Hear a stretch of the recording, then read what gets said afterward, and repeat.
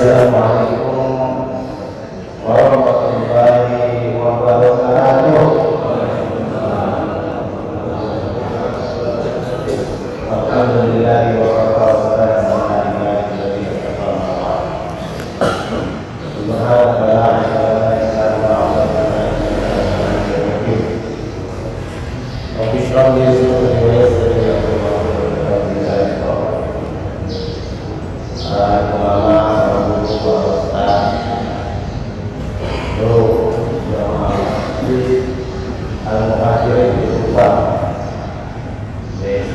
yang dirahmati Allah Subhanahu wa Ta'ala.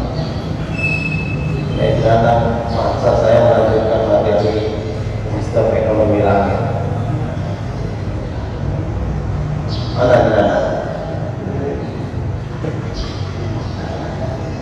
Sebenarnya materi ini materi untuk 6 semester.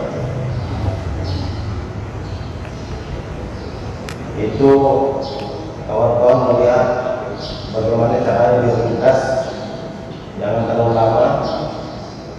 Jadi menjadi 6 bulan, kalau perlu 6 minggu, kalau perlu 6 hari saja, kalau perlu 6 jam saja, bahkan kalau perlu 60 menit saja. Orang ini mau instan. Padahal sahabat mendapatkan materi ini selama 23 tahun. Kita mau 23 menit. Ini materi yang sangat mahal. Kalau Bapak lihat di sosmed saya itu biayanya 498 juta untuk 6 semester. Jadi materinya sangat mahal.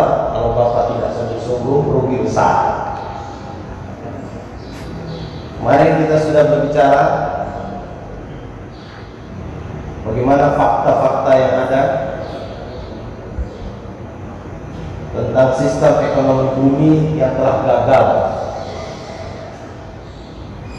Sistem ekonomi kapitalis yang dipelopori oleh Amerika itu terbukti gagalnya.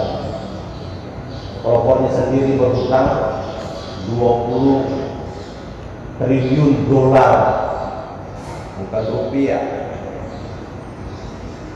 Jepang berhutang 9.000 triliun dolar.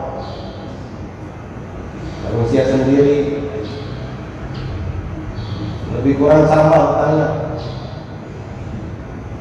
Dan Indonesia sendiri juga berhutang. Oleh yang Anda bilang hampir 20 juta per orang hutangnya. Dan 20 juta kali 300 juta penduduk Indonesia itu banyak. Berapa itu jumlahnya? 6.000 triliun. Padahal kalau lihat negeri kita ini subur, kita lempar kayu berubah jadi pohon. Bukan lautan, hanya kolam susu. Negeri kita ini gunungnya kaya, pohon-pohon besar ada.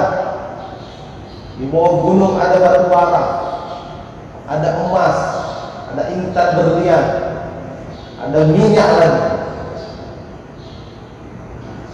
Banyak minyak tapi harganya naik. Lautan kita luas, Masya Allah. 2/3 negeri kita ini isinya lautan.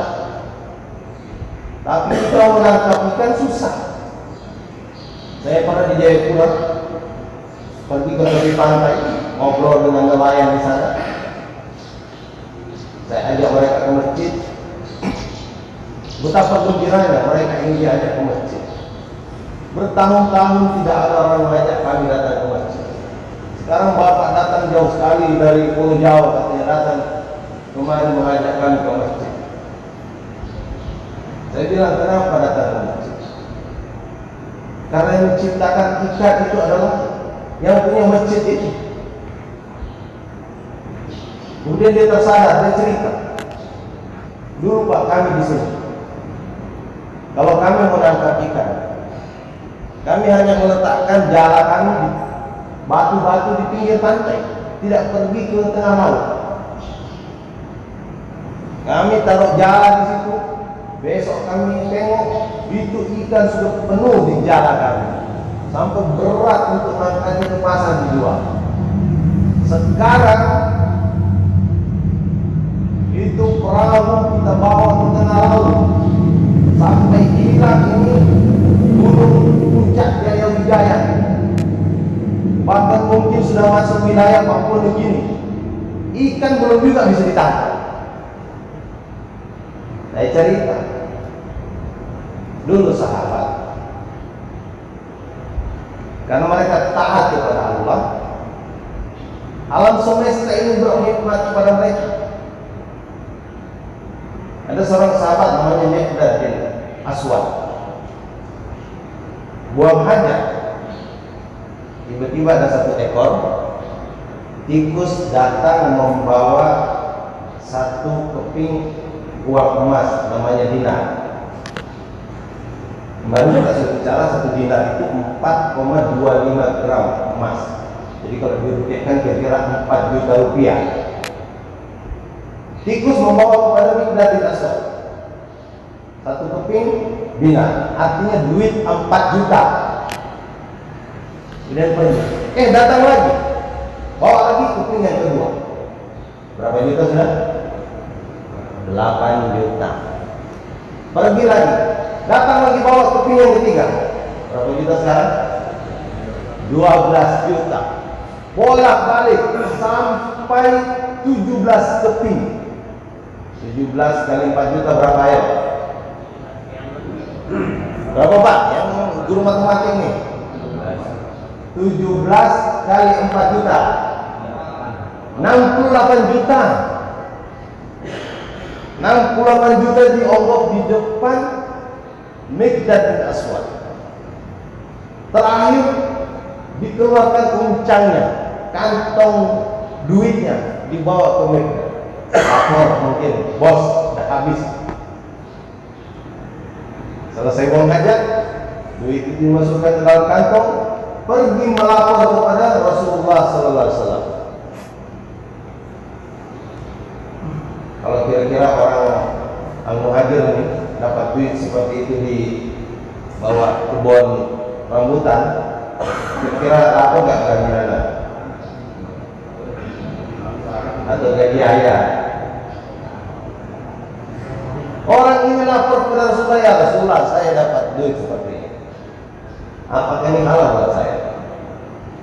Rasulullah tanya, apa kamu masukkan tangan kamu ke dalam lubang tikus itu?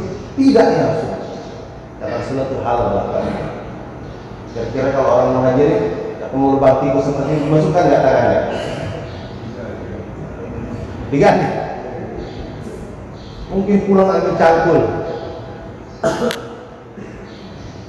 Ini perintah Allah Ta'ala kepada dunia. Ya dunia ikhdini man khadamani wastakhdini man khadamani. Wahai dunia, berkhidmatlah kepada orang yang beribadah kepada aku, yang menyembah.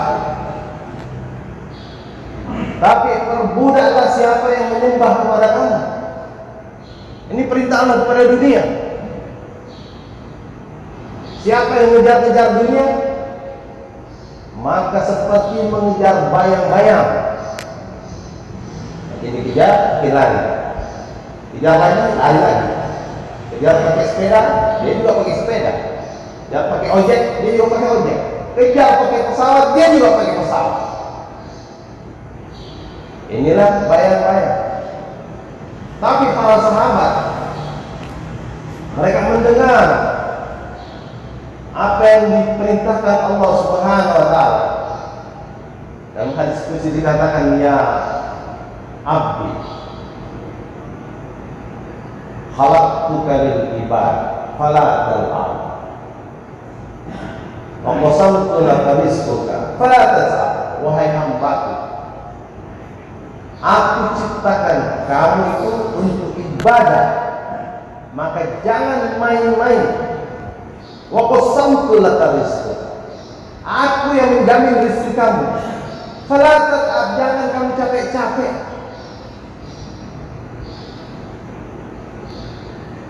Dan surah Az-Zariyat disebutkan, wa ma khalaqtul jinna wal insa illa liya'budun.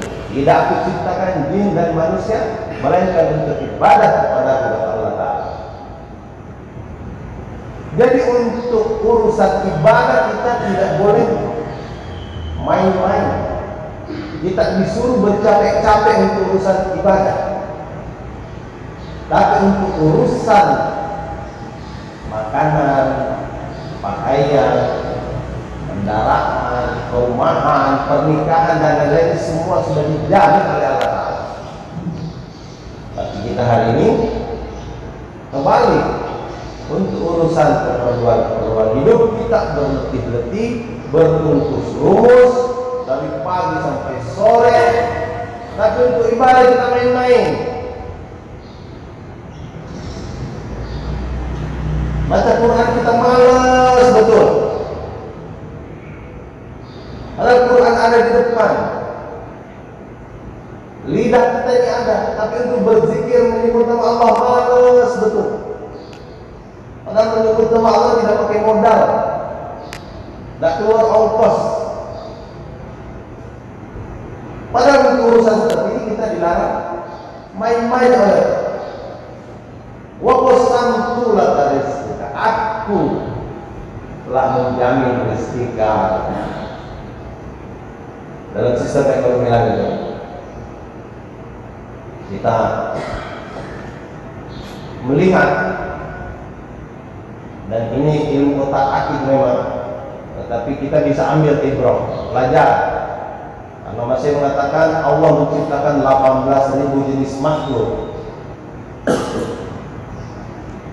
18.000 jenis makhluk itu 4.000 di daratan, 6.000 di lautan, 8.000 di angkasa. 18.000. Nah, saya melihat pintu gerbang rezeki daripada setiap makhluk itu dikasih masing-masing satu, hanya untuk menyamakan saja. 17 dari langit, 1 dari bumi. 17 yang dari langit ini sama dengan jumlah rakaat sholat. Zuhur 4 rakaat, asar 4 rakaat, maghrib berapa? 3 rakaat, isya 4 rakaat, subuh 2. Jadi 17 ditambah 1 jadi 18. Supaya mudah, nanti Bapak duduk bertiga berempat, nanti diulang, nanti saya akan terangkan. Yang penting judulnya dulu dihafal. Siapa yang hafal judul-judulnya nanti Nana kasih duit 100.000. 4, yang pertama 4S. 1, sholat. Ini pintuan gerbang rezeki dari langit semua, 17 ini. 1 S, 4S, yakni sholat, kedua silaturahim, ketiga saum, keempat sedekah. Apa Pak? Sholat, silaturahmi, saum, sedekah. Diulang sekali, 4S.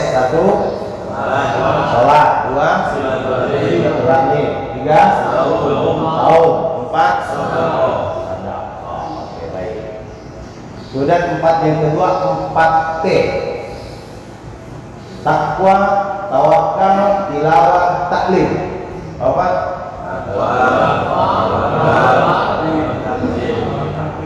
Takwa, tawakal, tilawah, taklim. Baik. Oke, sekarang 3D. Dakwah, doa, zikir. 3D apa? Dakwah, doa, zikir. Ayo, sekarang 4I. Istighfar, islah, ittiba, infak. Lagi. Istighfar. Nah, kemudian islah. Islah. Masjid saya Darul Islah namanya. Istighfar, islah, kemudian ittiba. Ittibanya yang ikut. Ittiba. Kemudian yang keempat yang keempat infak. Bedanya sedekah dengan infak, kalau sedekah boleh dengan senyum. Kalau infak harus dengan duit atau harta. Infak. Nggak bisa infak dengan senyum, nggak bisa. Oke. Sekarang yang dua, NA, nikah anak. Terus terakhir yang 18, K, kerja. Aku aja. Jadi 17 tadi ini gerbang dari langit, satu gerbang dari bumi.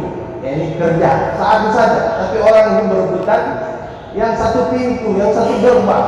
Jadi rame di situ, antri di situ, kadang-kadang sikut-sikutan di situ. Nah, coba sekarang siapa yang hafal? Maju ke sini. 17 dari langit, satu dari bumi. Siapkan duitnya, dinakan siapkan duitnya. 100.000. Ayo. Ayo Pak Jaksa maju. 100.000. Ayo. Nikah anak kerja. Ayo siapa? Masya Allah. Ini ilmu yang pelajarannya 6 semester, intinya tuh di sini. Ada ibu yang hafal? Saya ulangi dari awal ya, 4S. Sholat, silaturahmi, saum, sedekah. Kemudian 4T. Takwa, tawakal, tilawah, taklim. Kemudian 3D. Dakwah, doa, zikir.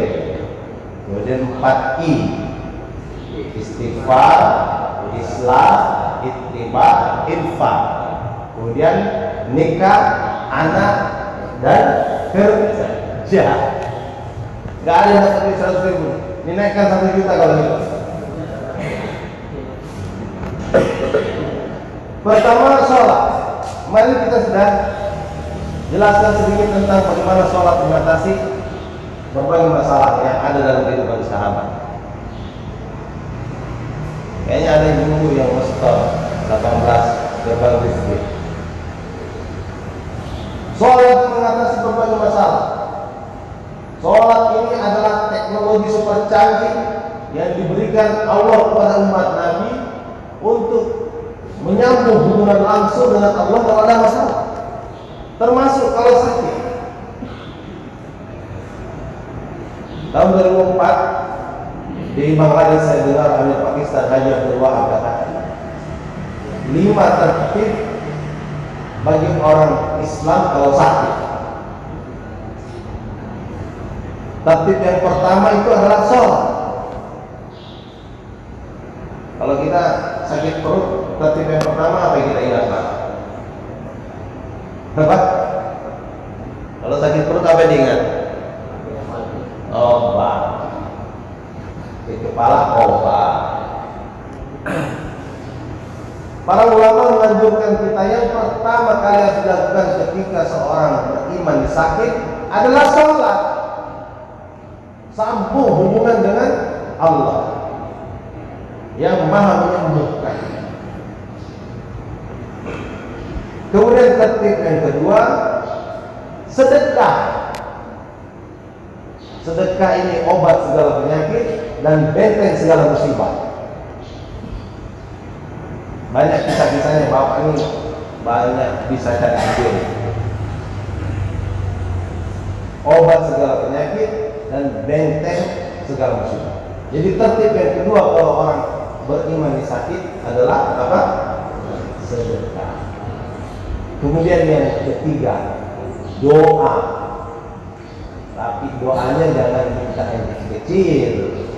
Kalau minta sama Pak RT kecil, minta sama Pak RW, Pak Lurah, Pak Camat, Bupati, Gubernur kecil. Kalau minta sama Allah minta yang besar. Apa yang besar? Doa minta hidayah.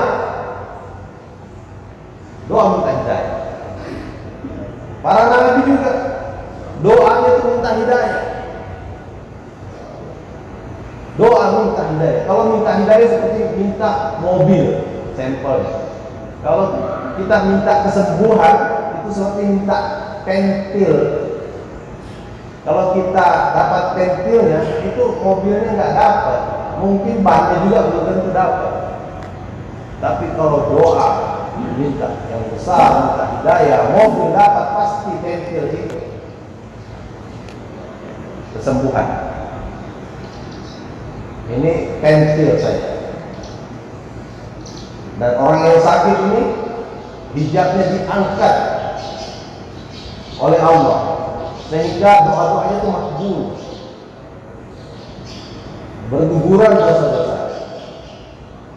Yang ketiga itu doa minta hidayah. Keempat, cari obat yang ada di dalam Quran dan hadis, yang ada dalam Quran dan Sunnah. Cari obat yang bisa. Yang terakhir baru ke dokter, ke tabib, tukang pijit, tukang sokap, ada bukan di sini. Itu terakhir. Tapi hari ini kita terbalik. Begitu sakit perut tadi langsung ingat obat. Padahal obat tidak bisa menyembuhkan. Kalau obat bisa menyembuhkan, tidak ada orang kaya yang sakit. Orang kaya bisa beli obat dari Amerika, Eropa, Australia, Afrika. Kenyataannya jangankan orang kaya, dokter juga sakit. Itu adalah fakta. Ada dokter ahli syaraf di Jakarta. Dia juga kena sakit saraf.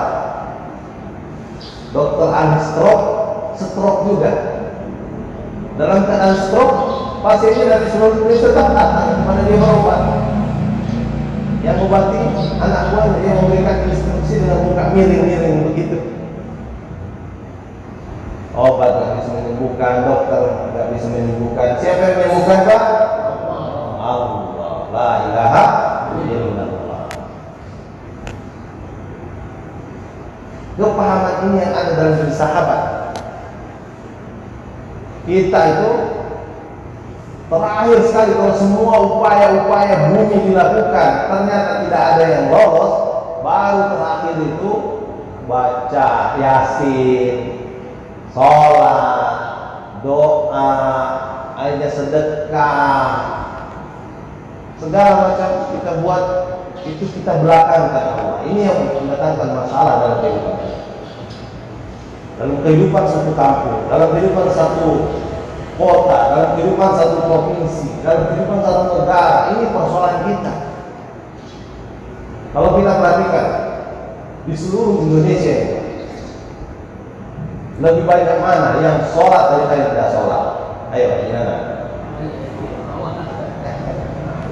Kan terlalu besar Indonesia, terlalu yang kecil dikit. Satu provinsi aja, provinsi Banten, yang sholat dibanding tidak sholat banyak yang mana? Kecil lagi. Sekecamatan Serpong Utara saja banyakkan mana yang sholat dan tidak sholat. Saya pernah masuk masjid, orang itu bangun masjid seperti ini, sedang bangun masjid, sedang bikin lantainya masjid, sedang bikin tiangnya masjid, sedang bikin temboknya masjid, sedang bikin atapnya masjid. Azan berkumandang, orang ini bukan sholat, orang ini malah pergi meninggalkan masjid. Coba, apa sebabnya? Sebabnya tidak tahu, tidak kenal siapa yang manggil. Dia tidak kenal siapa yang menyuruh dia untuk mencium lantai itu dia. Tidak kenal Allah Subhanahu wa Ta'ala. Maka seluruh nabi-nabi dihantar Allah Ta'ala untuk mengenalkan siapa itu Allah, memperkenalkan siapa itu Allah. Para ahli tasawuf mengatakan bahwa nama Allah itu sebenarnya ada 3.000. Mengenal Allah itu dalam 4 bagian. Mengenal namanya, mengenal sifatnya, mengenal perbuatannya, dan mengenal zatnya. Nanti kita akan terangkan satu persatu.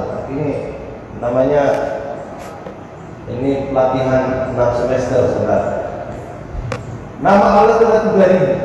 1.000 hanya diketahui oleh para malaikat.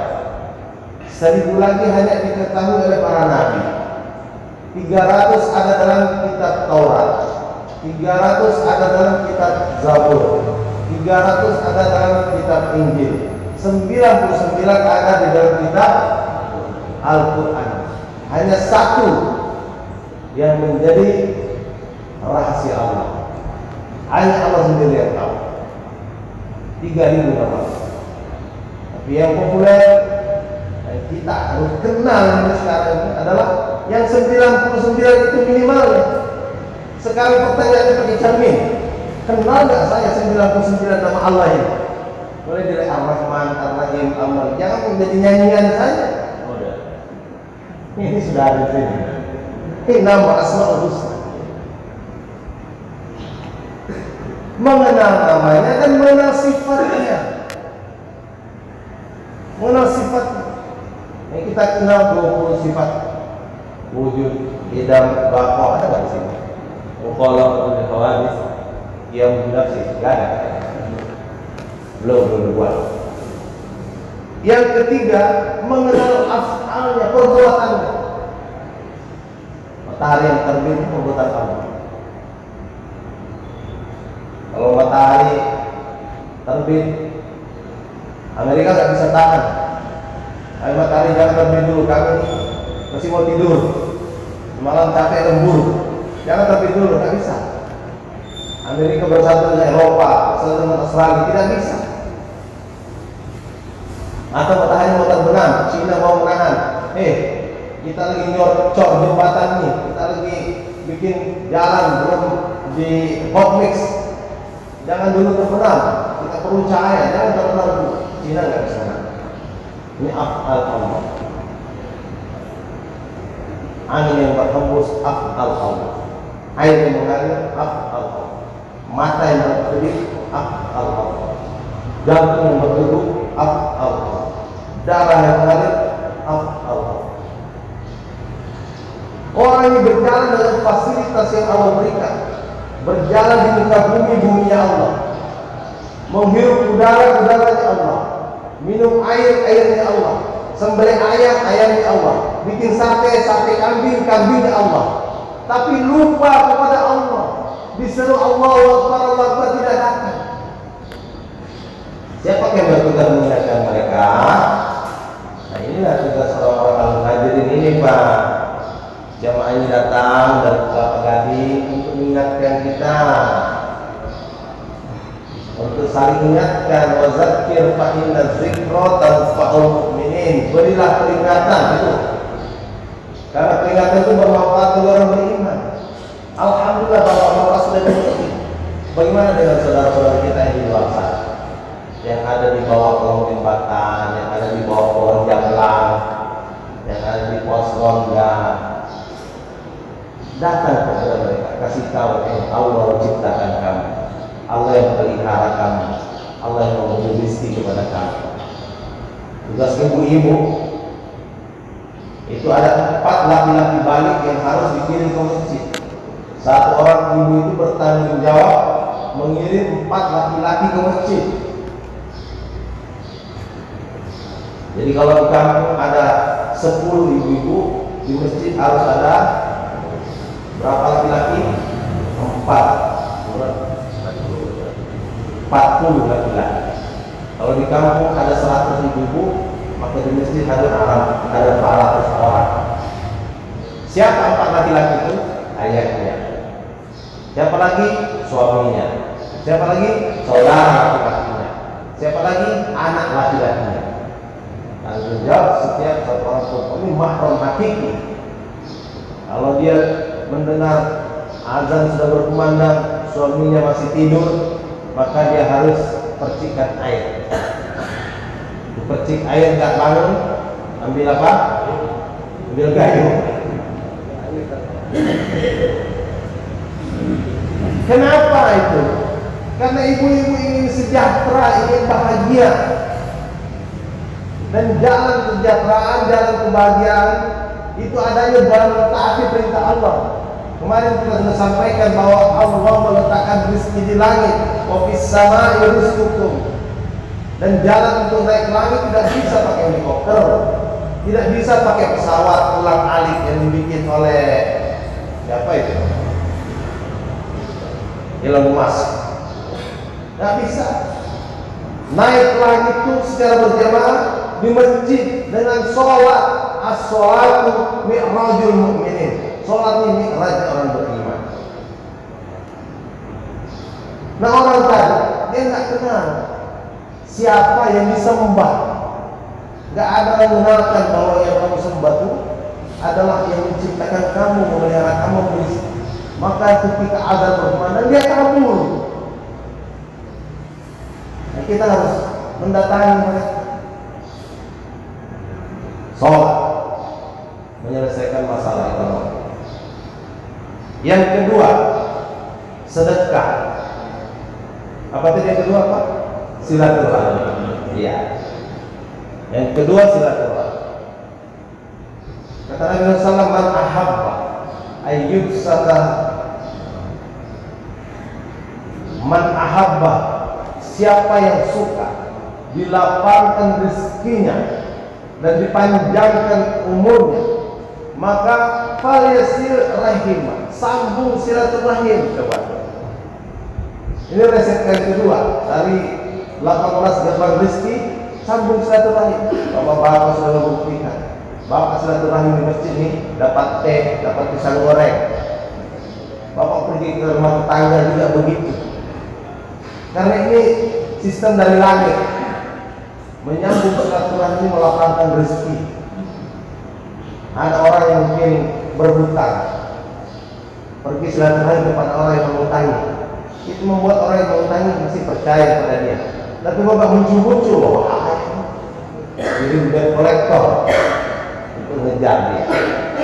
Kenapa? Karena nggak muncul-muncul, nggak silaturahmi. Apa itu? Yang ketiga apa? Saum.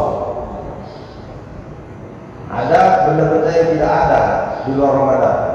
Adanya Ramadan saja. Kenapa? Karena orang saum semua. Apa itu? Kolang kali. Apalagi kurma. Begitu banyak. Melimpah-limpah. Kurma ada di bulan Ramadan. Itu keberkahan saum. Makanan-makanan tidak dimakan di luar bulan Ramadan, ketemunya bulan Ramadan. Itu keberkahan dari berpuasa. Kemudian yang keempat apa? Sedekah. Sedekah ini Nabi bersabda tidak akan berkurang harta yang disedekahkan. Tadi sudah disampaikan bahwa sedekah ini obat segala penyakit dan benteng dari segala musibah. Sedekah. Sedekah ini seperti menanam, akan tumbuh.